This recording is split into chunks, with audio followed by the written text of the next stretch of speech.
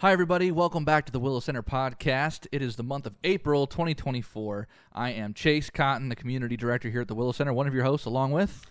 I'm Mason. I'm the operations director here at the Willow Center. Thanks so much for tuning in again, whether you are listening on your favorite podcast streaming app or you're watching us here on YouTube. So this month, in the month of April, we've been talking about the topic of honesty in all of our public communication channels, as well as internally. We've talked a lot about it.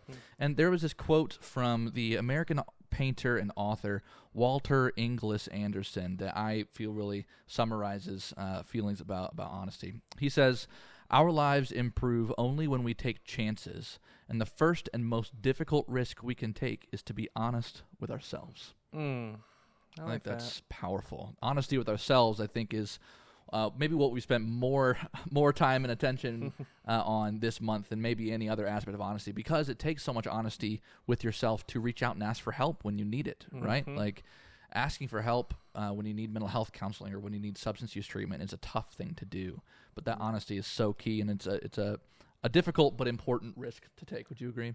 Oh, I would completely agree, and I really think that a lot of times we don't even know we're being dishonest with ourselves. We think that everything is going fine and great, just because sometimes we don't even have the tools to look under the hood. Yeah, really good point. So hopefully we can give you some of those tools today.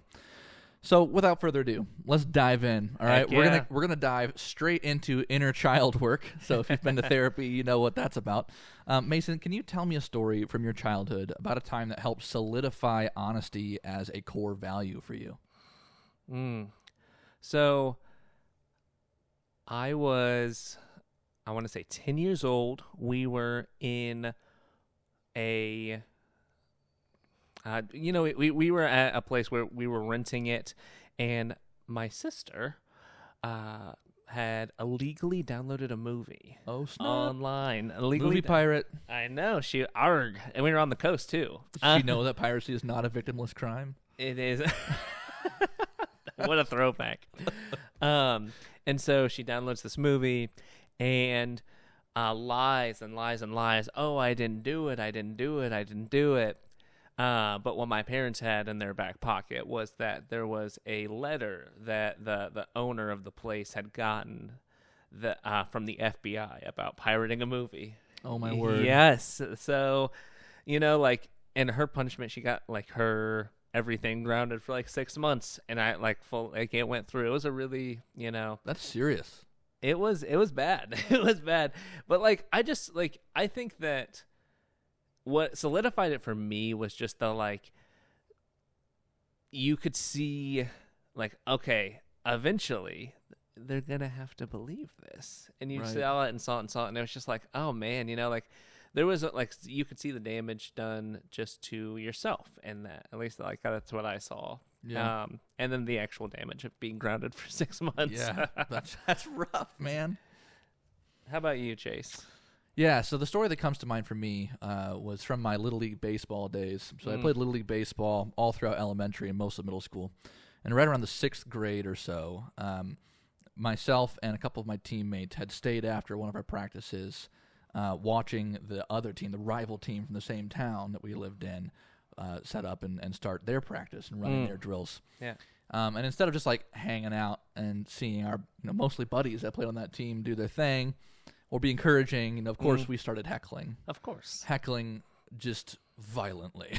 We were saying things that little 6th grade boys should not be saying and laughing at them when they dropped the ball, and it got bad enough and loud enough and raucous enough, and our parents weren't there to pick us up yet from practice, that the opposing team's coach came over and was like, "What are you guys doing? Just seriously, what are you doing? Get out of here. You have to stop." And so that was enough to spook me. I was like, okay, I'm gonna, I'll walk home if I need to, right? But the other two kept going, and the coach ended up calling the cops. And so I think maybe he was trying to just teach us a lesson, because obviously we weren't doing anything illegal, but called the cops. And so I hightailed it out of there. I ran home, and of course the police followed up at each of our addresses to make sure that they talked to each of our parents after that. So it must have been a boring night in Rossville, Indiana during that year. But so my dad answers the door, and there's a police officer there saying hey, did you know that your son was heckling the other team and causing trouble and just being, in general, a stupid little kid, And that got me grounded for a while. But, I wasn't planning on telling my mom and dad about that. Right. I was going to lie about it. I was like, I wasn't there, I had a plan. But when the cop showed up the front doorstep, all that faded away very quickly. Yeah. And so to really kind of drive the lesson home, my dad and my mom made me go get honest with the other team and the coach. They said, you're getting cut off from all everything until you go to the next practice. You're going to stand out there in front of their dugout and apologize to that whole team in person. Wow. So that was my moment of honesty. And ever since then, I have definitely understood in the guts of my little kid guilt that being honest is just better, and honestly, being kind is better. So that's what came to mind for me. I like how both of our examples involved law enforcement. For some reason, it's hard to lie when you got somebody with a badge and a gun standing at your door. But yeah. Oh, so let's make this a little more specific to the context of the Willow Center and of any clients or potential clients or fellow providers that might be listening. What role in your experience do you see that honesty plays in one's mental health journey? I think that as people start their mental health journey, you start off with an honesty, with a certain level of honesty. I want to say you have maybe all right honesty with yourself. And here's why I say that. Because sometimes we lie to ourselves and we say, oh, I'm better than I am. But sometimes we lie to ourselves and then we say, oh, I'm much worse, or I am not Could worthy. Go either way on that spectrum. Yeah. And so as we start this mental health journey, I think everyone starts with a piece of dishonesty. And what mental health really is about for a lot of people is getting an honest picture of yourself. Right. And yeah, I don't know. Do you feel like that has been your experience, or how has this played in for you? Yeah, I agree 100%. I think you hit the nail on the head on describing two ends of a spectrum there, right? Because you have those who might struggle with suicidality and self-worth issues that believe that, there's no version of their life that is worth living. And that is a dishonest look at life. Right. Due to the diseased brain and the symptoms thereof, right? And then on the other end, you have those that might be just really terribly anxious, but they think they're high functioning achievers. Yeah. Right? Where it's they desperately need help to manage this anxiety before it gives them a heart attack. Right. But they think they're just go-getters and they're in that hustle culture. It's like two ends of the same coin. Well, or I even think of the person who is incredibly rude and then they're like, oh yeah, I'm just confident. And it's no, you're actually real. That's why it's hard for you to connect with people, because you're actually being, you're not just being sandpaper. You're maybe being, you're maybe sandpaper, but you're on one of the sandpaper machines. You're really grinding people's gears. Yeah. So how about the same question, but let's talk about the recovery journey, since they kind of go hand in hand for mental health. What role does honesty play in long-term recovery? So honesty is a core value in recovery. I mean, with the first place being, you have to be honest that you have, a problem with addiction. Yeah. Until you can meet that honesty, then it's really difficult. But then I think the next step in honesty is if you have a relapse, a slip, a craving, a trigger, anything like that, and those happen for everyone across the board, right? Right. I have people who I work with who are 3 or 4 years into sobriety and recovery, still battling with triggers and cravings. Right. And I think especially in early sobriety and recovery, it can be really difficult because it's oh, I'm broken. Oh, I'm messed up because I still want this thing. And it's no, this has been your thing for so long, and you're learning a new way and you're getting a new way.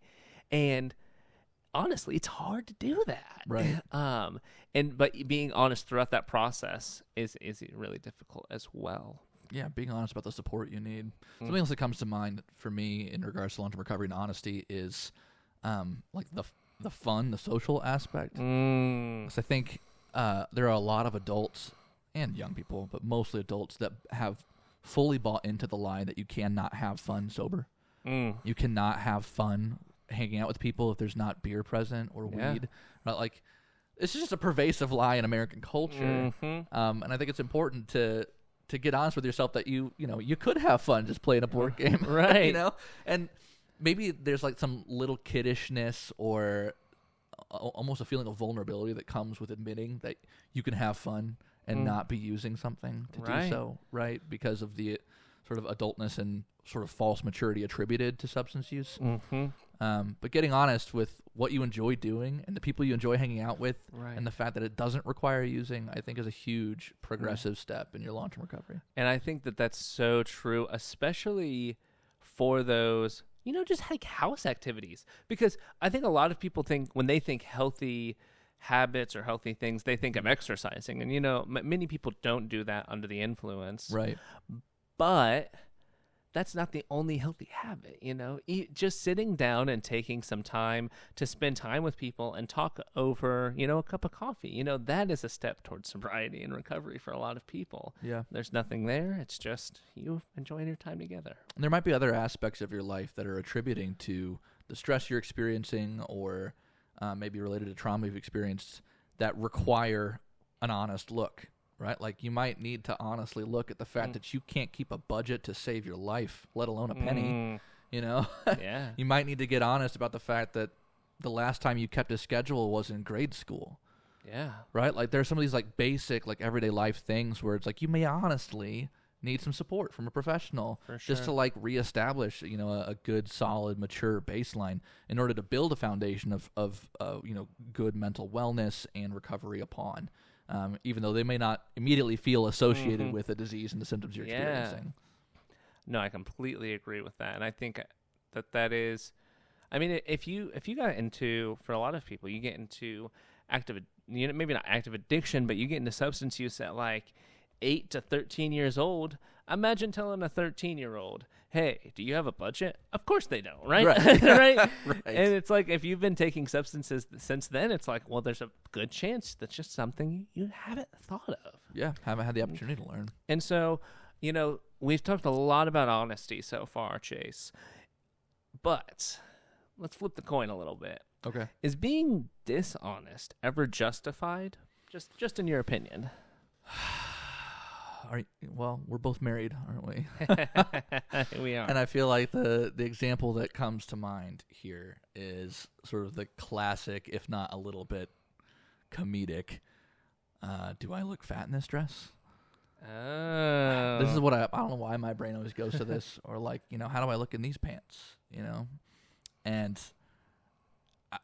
there have been times I've been not 100% honest, out of risk of not wanting to hurt someone's feelings or not wanting to like do damage where damage doesn't need to be done. Yeah. And it's like, okay, what am I preserving here? Am I preserving saving face, or am I preserving, the actual truth and quality and foundation of mutual respect here in my relationship? Yeah. And so I go back and forth when it's like kind of interpersonal examples like that on like whether or not dishonesty is ever justified, because you can also be honest and be a total dick. Mm-hmm. You can be honest and like just be cruel to people. For sure. And I don't think that's justified behavior. No. But is there a way to be honest and kind? Is there a way to be honest and respectful? Is there a way to be, to avoid dishonesty and still save face? I think there has to be. Oh, yeah. I don't always 100% meet that expectation of myself, but it's definitely a goal that I have in all the relationships I'm a part of. Like I want to be both kind-hearted and genuine and sweet, but honest. Yeah.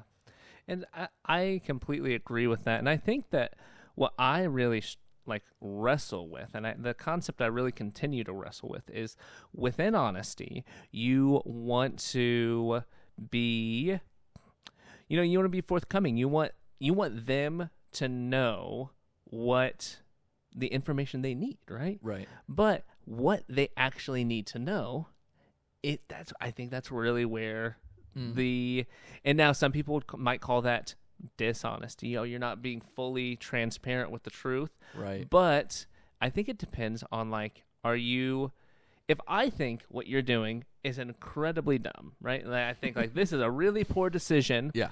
But I cannot say that in a way that shows grace and love and truth, because maybe I don't have that relationship with you, or maybe it's just not my time to say it, right? Yeah. I think that can be okay, but some could categorize that. So what you're getting at is the withholding of truthful information. Yes. You're not talking about lying here. You're just talking about not saying things. Right. Boy, that alone could require an entire other podcast episode. Yeah. Oh, well, because that's tough. We categorized it earlier in the episode with long-term recovery. Right. We said that if somebody withholds telling you about triggers or cravings or needing help, that is akin to dishonesty a little bit. Oh, they're definitely holding hands. Yeah. That's tough. It's a hard one. I don't know if I have a good response to that. I think that's just tough, and we just sit in the toughness, and we got to figure that out with our hearts and intuition. Yeah, and I think that is really where it comes into play, and that's the beauty of mental health work, going to counseling, all this stuff, is we continue to unlock our heart, and as our heart comes back online for some people, or maybe getting your heart back in check, whatever that looks like, right? You can actually listen to it, and then they'll say like, "Oh, I was a little out of line. You gotta step that back," or man, that really wasn't fully truthful for you, was it? Right. You really should have been more yourself in that moment. You should have been more forthcoming. For sure. I'm a firm believer that most human beings are born with some sort of like native instinctual moral compass. I firmly believe that. Yeah. If you're a person of faith, some would call that like being made in God's image, right? And God being a moral being. Like I think you're born with some sort of ticker that's like, nope, don't do that. Yes, that's the right thing to do. And I think when you add mental illness and you add substance use struggles, you learn to ignore it. You learn, or almost you unlearn the sound of its voice in your head. Yeah. Right, because the sound of the ugly voices and the angry voices and the addicted voices and the self-hating voices get louder and louder and louder through that struggle. So I think I think the way you worded it was so poignant. So let's land the plane then. Yeah. Okay. Yeah. So what practices would you recommend in order to become more honest with yourself and those around you? All right. So I'm gonna let y'all in a little bit. Okay. So I love to, whenever I am like meditating or getting into a place where I'm trying to be a little bit more spiritual, I always love this idea of just like, okay, when I'm prepping to get in that moment, I say like, I'm gonna open my heart in this moment. And now it feels cheesy and corny, and I maybe I could be a guru, but but genuinely for me, it puts me in a place where I'm like, okay, I'm actually going to listen to what I think is right and what's wrong, not just what my brain is saying, not like just logically what I think. Yeah. Because I can logic out why I should play, this game I enjoy for 12 hours. I can logically find a good reason to do that, right? It's self-care, wink. Right, but I know right as I turn off my phone screen, turn off my computer or whatever, and that black screen faces me back, I feel like, man, that was a bad, like I did not use my time well, right? Right. And so like when I get in touch with my heart, that allows me to be honest with myself and just say, hey, these are, and it allows my heart a time to speak to me and say, well, hey, good job here, but also, man, you got some stuff to button up over here. And so it's never fun. I don't like doing it, but it does help me maintain a little honesty. How about you, Chase? Yeah, I appreciate that self-reflection recommendation. For me, I think one of the main things in my life that helps me cultivate honesty is asking for feedback from people I trust, which is rarely comfortable. Yeah. But in particular, if there's been a scenario or I've offended someone or stepped on someone's toes or maybe something at work happened that didn't go the way I hoped it would go, and I invite, whether it's my wife in or you in or another, like one of my supervisors in, like, just say, what do you think about this? Did I handle myself right? Like one thing comes to mind as an example where it's like, I had a pretty heated text exchange with someone, and although I felt righteously angry about how this person had offended me, my response was not tactful in the slightest. Certainly wasn't professional, but it was honest. It was honest. Touche. But the moment I asked my wife to look at that and just read through it and be like, did I handle myself all right? It was like immediately no. She's like, no, you got to apologize for this one. And I needed that honest feedback, and that helped me stay true to my core values and swallow my pride and go back the next day and apologize to that person. Right. Which, was difficult. But had I not asked for that feedback, I would have just let that fester, and that could have blown up into something way worse than it ever was in the first place. Yeah. And so I think we've gotten to this beautiful point where, there is a nuance with honesty. But at the end of the day, I think that it is the best policy. Not to be cheesy, not to be corny, but if you're in any situation where you are unsure and you have the opportunity to be honest, the likelihood that's going to help you more than dishonesty, and the likelihood that you're going to think about it less, the likelihood you're going to fear any repercussion, the beauty is when you're honest, everything is out in the open, and you get to deal with that right there. You don't have to worry or scheme or plot or nothing. It's all there, right? Yeah. And it's more to deal with in the moment, but there's nothing else there, which is always, I think there's a beauty to it. It's an easier way to live your life. It is.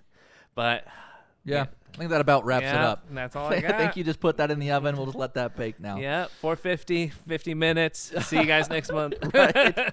Thank you all for tuning in.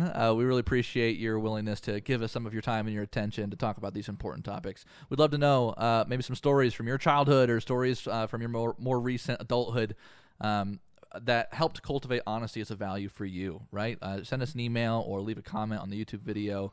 We'd love to know your story, and we'd love to be able to encourage you if you are needing help reaching that point of honesty, or maybe you just had a moment of honesty and you're like, you know what, I think I need some professional help and a professional supporter in my life, like a counselor or a peer coach or a therapist. Please know the Willow Center's here for you. In that context, next month is the month of May, and we're going to be talking about mental health awareness, celebrating National Mental Health Awareness Month throughout the United States. So we'll be sharing some stories in regards to mental health, sharing some positive mental health tools for how you can support your own wellness and support wellness of those in your life. And I think it's going to be a great conversation. So please tune in then. Again, I've been one of your hosts, Chase. And I'm Mason. And we'll catch you next month. Until then, take care of yourselves.